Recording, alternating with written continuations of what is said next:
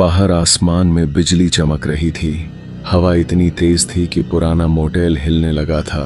सड़क पर दूर तक कोई हलचल नहीं थी, बस बरसात की मार और हवा की चीख। इसी बीच एक कार धीरे धीरे मोटेल के सामने आकर रुकी। विंडशील्ड से झांकता एक आदमी, भीगा हुआ, थका हुआ और घबराया हुआ। उसका नाम था राघव मेहरा। दिल्ली से लखनऊ जा रहा था, लेकिन तूफान ने रास्ता रोक दिया था। उसने गाड़ी पार्क की और रिसेप्शन की ओर बढ़ा। काउंटर के पीछे बैठा एक दुबला पतला आदमी अखबार के पन्ने पलट रहा था। नाम पट्टी पर लिखा था विनोद, नाइट क्लर्क। राघव ने दरवाजा खोला। एक रात रुकने का कमरा चाहिए, उसने कहा। विनोद ने ऊपर देखा। आंखों के नीचे काले घेरे और आवाज में थकावट थी। सारे कमरे बुक हैं साहब, उसने सूखी आवाज में कहा। क्या पूरे मोटेल में एक भी कमरा खाली नहीं? सिर्फ कमरा 808 खाली है। लेकिन क्या? वो ऊपर वाला फ्लोर अब बंद है। राघव ने हैरानी से चारों ओर देखा। यहाँ तो सिर्फ एक ही मंजिल है। मोटेल की इमारत में बस एक ही मंजिल थी। ऊपर वाला फ्लोर? उसने दोहराया। यहाँ तो एक ही मंजिल है। विनोद थोड़ी देर चुप रहा, फिर धीमी आवाज में बोला, आप लेना चाहें तो ले सकते हैं, रजिस्टर पर साइन कर दीजिए। राघव ने बिना ज्यादा सोचे पैसे दे दिए और चाबी ली। उस पर लिखा हुआ था 808। मोटेल के पैसेज में सन्नाटा था। दीवारों से पपड़ी झड़ रही थी और हर कदम पर लकड़ी चरमराती थी। एक बल्ब झूल रहा था जो बीच बीच में बुझ जाता।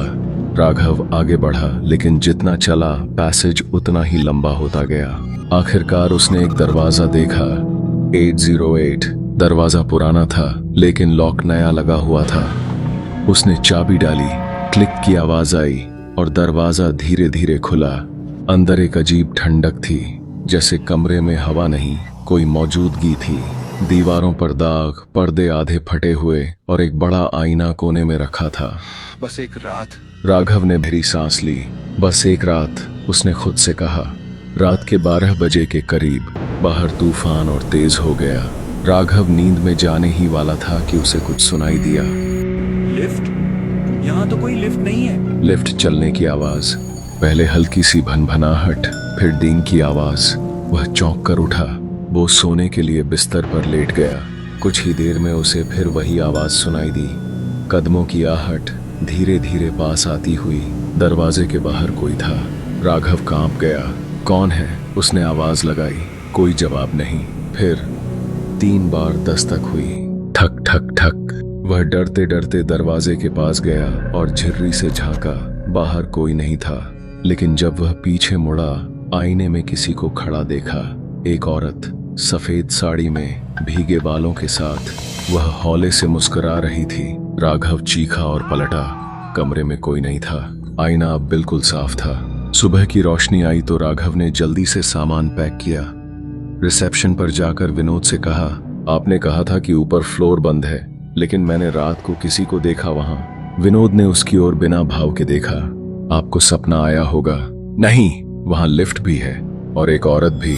विनोद का चेहरा थोड़ा सख्त हुआ। उसने रजिस्टर खोला और एक पुराना पन्ना दिखाया।